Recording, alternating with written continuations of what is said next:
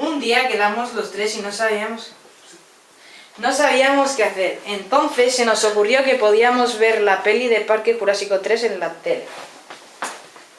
En medio de la película pensamos que por qué se habían extinguido estas fantásticas criaturas. Y una de las teorías principales es porque un meteorito impactó en la Tierra y causó su extinción. El pensador o el creador de esta teoría fue Luis Walter Álvarez, que nació el 13 de junio de 1911 en San Francisco, California, y murió el 1 de septiembre de 1988 en Brooklyn.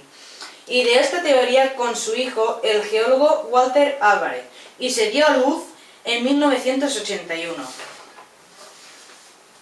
Y se nos ocurrió buscar información por internet de la teoría. Esto es lo que encontramos. Marc, he encontrado una cosa por internet, te la envío por correo, ¿vale? Vale, ahora lo busco. Hace 65 millones de años se extinguieron los últimos dinosaurios. Los científicos suelen coincidir en torno a dos hipótesis que podrían explicar la extinción de los dinosaurios. Un impacto extraterrestre, por ejemplo, de un asteroide o un cometa o un periodo de gran actividad volcánica. ¿Asteroides o volcanes?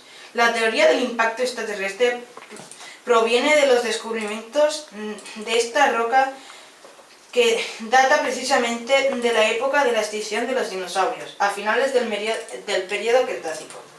Muchos científicos creen que la lluvia radioactiva causada por el impacto mató a los dinosaurios.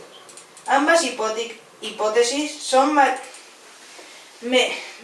meritorias. Algunos científicos creen que ambas pueden haber contribuido a la extinción, y otros sugieren que la causa real fue un cambio más gradual del clima y el nivel del mar.